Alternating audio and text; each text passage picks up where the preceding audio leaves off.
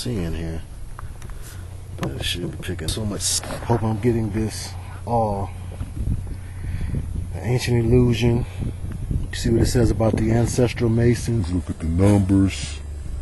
Look at the numerology there. Involved. Check out the artistic influences of Mary Coulter, who was behind this tower. It says that she worked with artists to adorn the walls with meaningful images. So we're going to see that when we go inside.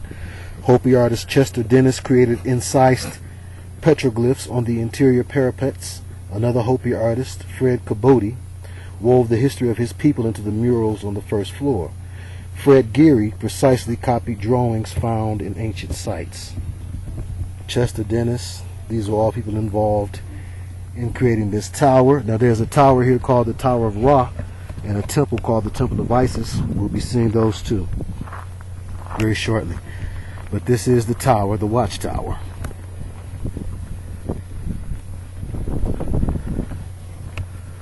For all of those who are familiar with the Jehovah's Witnesses, you know that that's a term that they use. And yes, their origins can also be traced back to Masonry. They are also too involved with the systems of the world to not have been compromised, if you understand what that means. And the Watchtower is a symbol important to Masonry. We just saw that. Here's another. This talks about the T-shaped door, or you could say a cross-shaped door, the diamond patterned rocks, the petroglyphs, and the ornamental masonry.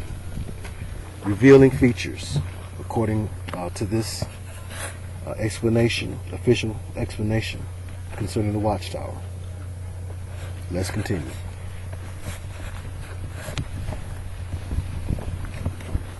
Of course, off to the right you have the canyon, the massive Grand Canyon. We're going to look at that, of course. It's a National Historic Landmark. When you understand the history of the nation, it makes sense to you why these landmarks have such occult significance and occult leanings, and the things that they're named, the ways that they are adorned. Again, because of the sunlight, it's hard for me to see what's coming up on camera, okay? So I hope I'm getting a good picture of it for you. Okay, dedicated in 1987. This site possesses national significance in commemorating the history of the United States of America, which you know has a history that's shrouded in mystery and Masonic and occult symbology everywhere, symbolism. This is the tower. We're going in. We're going in, and then we're going to check out the Grand Canyon over to the right. First things first.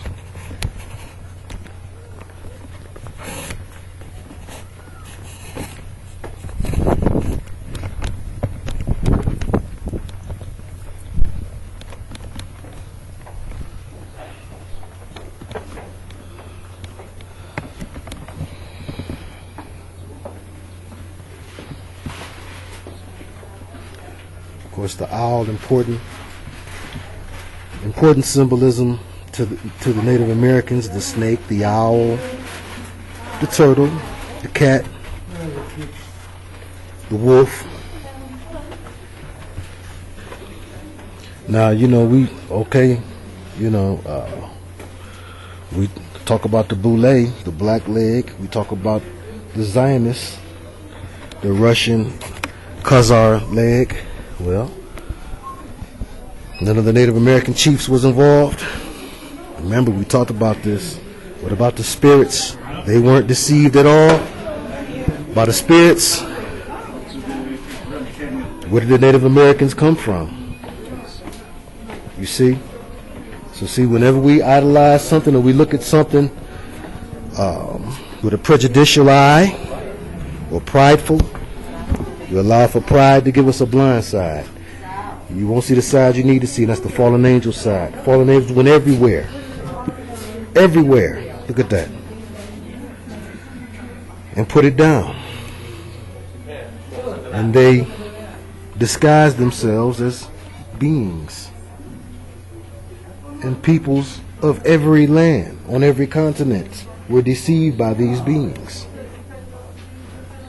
You see? So we're going to look more at the canyon. You know, come and check it out for yourself while it's still something that people can do. Okay? Does the writing of the Watchtower, does that look familiar to you? Does that look familiar, the way that's written to you? Hey, I'm just showing you what it say. I didn't write it. So we're going to go out there and check out the canyon next. All right? We take care of some business. But don't be fooled. Don't be gang goofy. Don't be so preferential about what you believe or how you was raised or what you was told. Especially about yourself. Everybody like to try to geek you up and make you feel proud about something so you won't question it. Why do we do this? I don't care if it's Catholicism. I don't care if you was raised up in a household with black pride and the velvet paintings, the ladies with froze. Question. Because if it's true, it'll stand up to your questioning and still remain true, right? So you got to question the Native American heritage. And how was it touched by the fallen? Like all things were. Like all things were. The agenda of the fallen was to take over mankind. Every kind of man. Every kind of man. So we'll be back.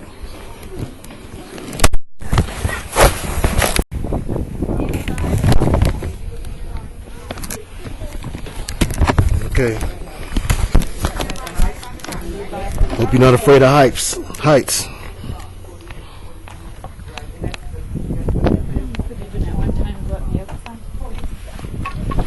All the earth worships thee. They sing praises to thee. Sing praises to thy name. Psalm 66:4. Look at that. No, just here. Just here to pray. How beautiful. Yeah, that's beautiful. Look at how small we are. Yes. And how great he is. Amen. Okay.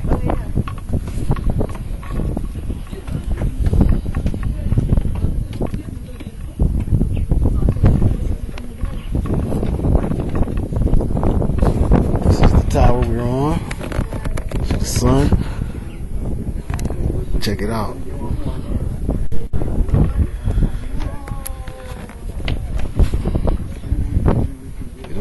It never seems like I'm holding it at the right angle when I go back and look at the picture.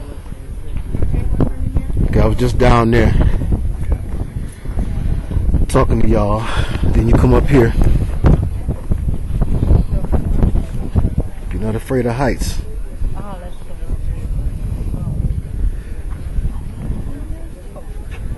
Look way over, look at the mound way over there. Look at how far you can see in the distance.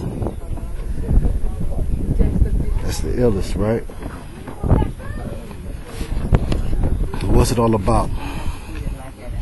Showing you the glory and the magnificence of the Lord while you're talking about your God. Look at these things that man creates, puts pagan symbolism to. I don't care what ethnic group you with. Some kind of ways that the fallen angels has deceived you. You won't pay any attention to the stories of the fallen angels.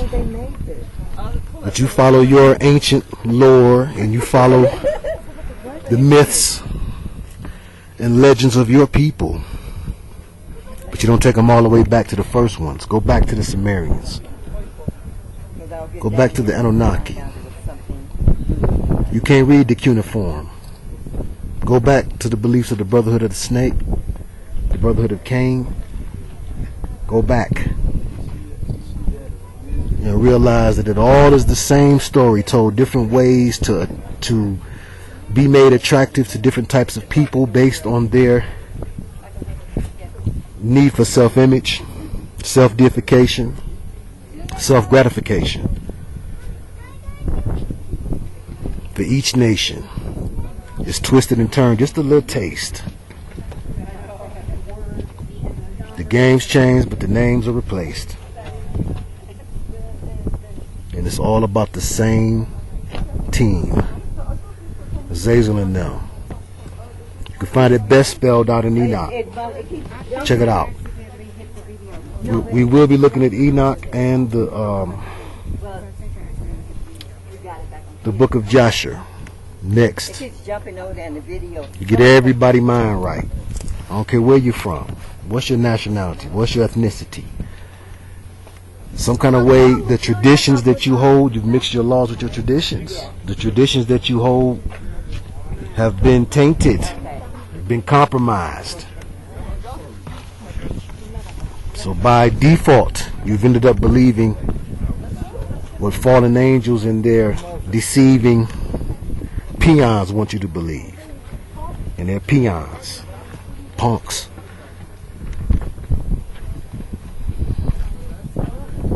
The demons and those who the demons control. They think they control the demons. The demons control them. And they have believed the lie that the demons have sold them. By way of the most ancient ones, the fallen ones. Remember Dr. York used to tell us that this canyon got here by way of, well, it was a couple of different stories. You know how he did. He mixed it up. I remember one story was, and there's the Colorado River, if you can see it down there. One story was about a clashing into the earth. I believe Nibiru, maybe Nibiru had hit Tiamat, and you know. Then another one was that the piece of the earth that came from out of here created the moon. I've heard that before. I'm not sure if that was Dr. York. I'm not going to put that on him. But the bottom line is, look at how small you are. You're a god. You can't get a plant to grow good. Have mercy. You can't walk safely and peacefully through your hood. But you're a god. Look at what a god can do. Look at the colors. The massive size. Realize and recognize what you can't do.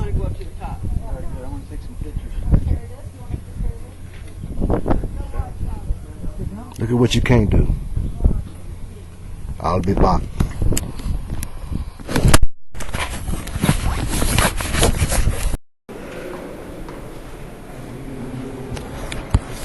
It's a little darkish.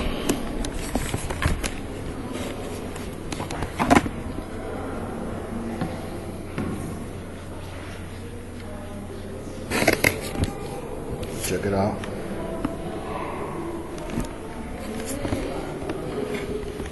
Yes, we're also told that the first actual Native Americans were African. They sailed over using the winds on sailboats, to where you get the Olmec and the Toltec dynasties. Well, we know that the fallen did their thing in Africa. We find the Tigris and the Euphrates River mentioned in the book of Genesis. We know the prominent role that was played by Africans all throughout the Old Testament. It's a book, the Old Testament, filled with focus upon lineage and family history. Who begat who? Well, that family wasn't what you consider to be a Jew. But again, what did they do? They were influenced the way that we do, the way my people do. They were influenced by other beliefs that were not true. And they took these beliefs to heart. And they mixed them.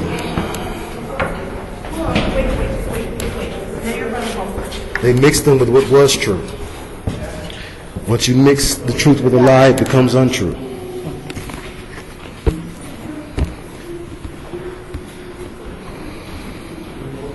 And then all subsequent civilizations that carried on after these mixed up truths, really untruths, followed behind,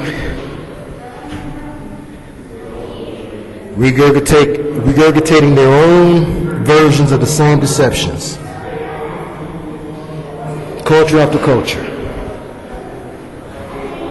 Worship of the moon. Worship of the sun. Worship of the animals, the spirit supposedly behind the animals.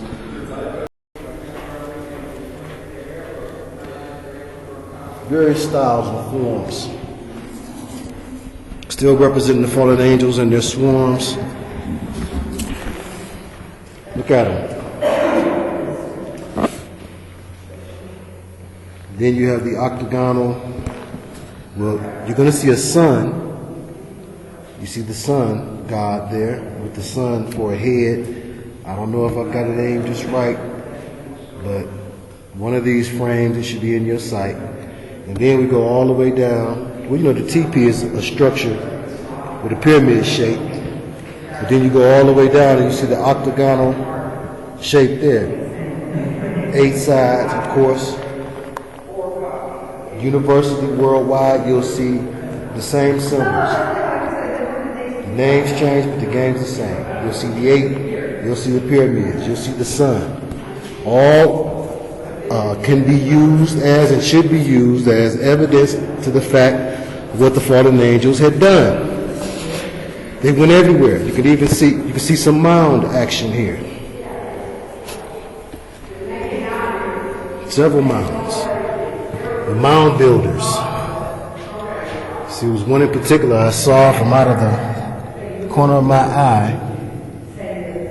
Okay, well, I know I got it on video. There's a huge mound in the distance, but there's several mounds. Okay, pyramid-shaped mountains is one thing. But we're also talking about the structures made by the mound builders. The use of dead man's bones, and ancestral worship, necromancy, same thing, different names. The different spirits that, of course, would mystify the minds. So you see the same black and white pattern used in the Twilight Zone's opening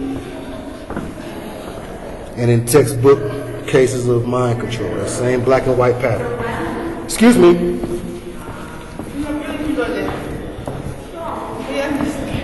See? Again, the black and white pattern.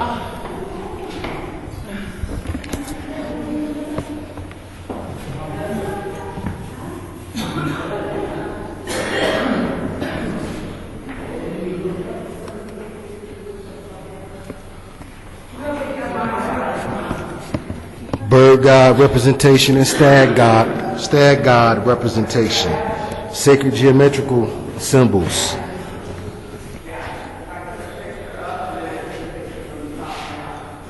Right? They give you a whole lot of mumbo jumbo as to what it means and blah blah blah. It's all what they were taught. Limited understanding. That reminds me of the symbols that you see in the Sumerian folklore. Okay, where you get the Pickaninny heads from. The Pickaninny heads actually come from the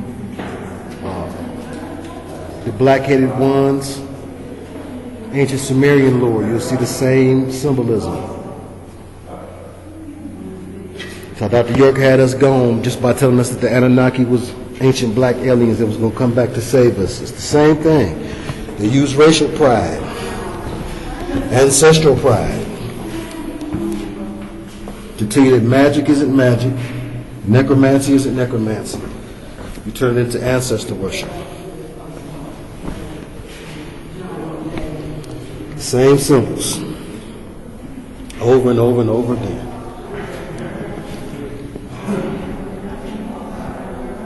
Always representing ghostly figures, demons by any other name, still the same.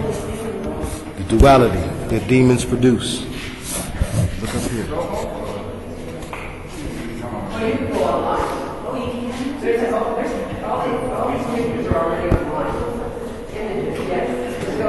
Yep. It was our people. And look at the stars. Stars are beings, you see, representative of living beings with faces.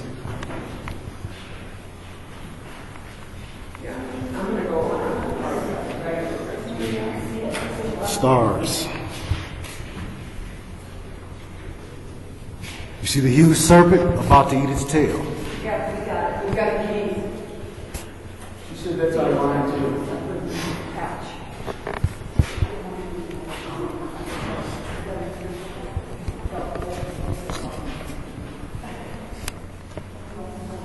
You see again the duality, the black and white, the two-pillar symbolism, the dual nature.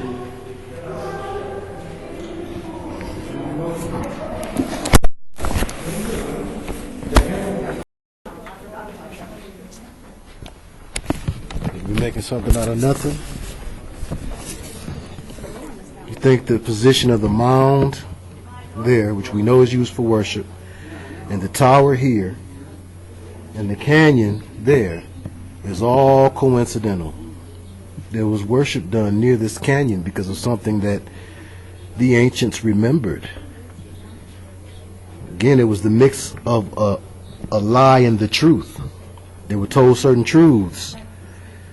Not everybody. The priest class, always. The shaman are told things so that they could control things. They would appear to control things. They themselves were being controlled by the beings that they thought they were empowered to call. It's a big trick bag, y'all. Incidentally, you have one of these, get rid of it. Get rid of it. Who do you trust? Who do you trust with your dreams and your dream interpretations of the things that come into your mind while you're asleep, communing with the Almighty, true and living? Who do you trust? Some company? Some shaman? Who owes? They owe. That's the problem. They owe. They owe the things to whom they dedicate these structures to.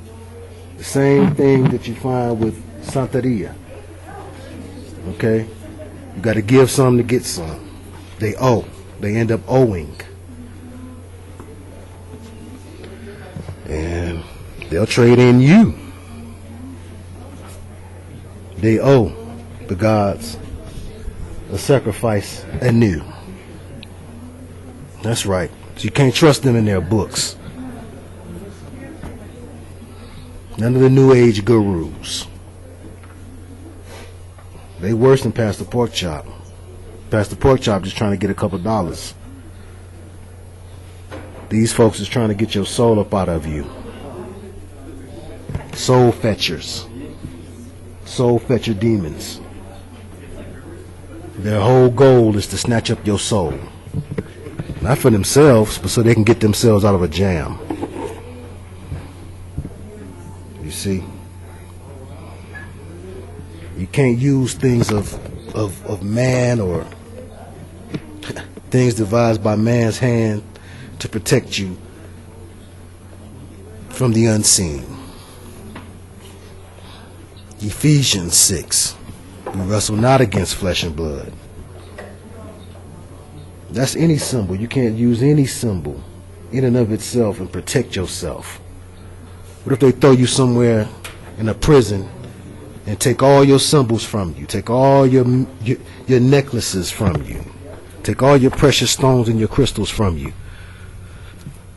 slap you in a van, strip you butt naked, and take you somewhere and throw you in a cell? Will you be able to prevail? Will you be able to get in touch with that is greater than you and greater than them too?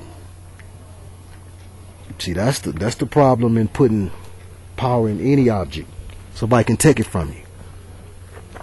So the ancestors was wrong when they did that. I don't care what you say. You don't put no power in no objects.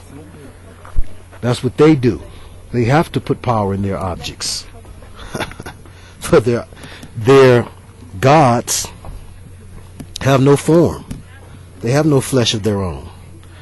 You have to give them form. You have to create something for them. Make a vessel. They need a vessel. So man creates vessels, houses for them. I go for Solomon Temple 2. That's right. Man creates a place for these spirit beings to dwell. And the next thing you know, that place becomes a living hell. Because it aren't just spirits that's dwelling there. It's demons. Test the spirit by the spirit. What type of spirit is it? Demon spirits. We make dwelling places for them. We worship them as they give us things in exchange.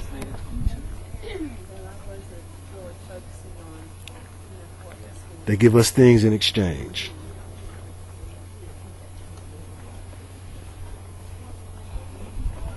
Small things. But see, they call upon certain ones. Everybody can't have it. Everybody can't get it. They don't want everybody. They want the best body. A body that they can really get down in. For whatever reason. For one reason or another. Your bloodline. Your mind. Your spirit. Something that they know about you that you may not even know about yourself. This is what they seek. So everybody can't get in. Everybody can't be a star. Everybody can't be a leader or a boss. Everybody can't be one of the priest class. You see, what made the shaman special. So this knowledge was kept among them. And it's the same way today.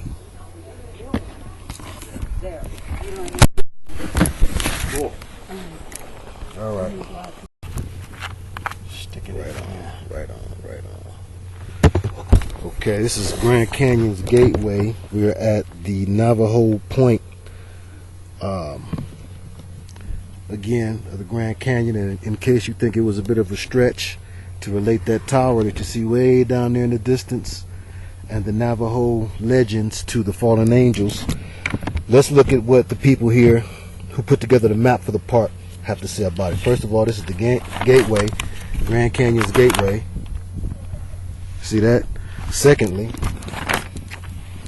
look at the different areas of the park. You have the Tower of Ra. I hope you can get it.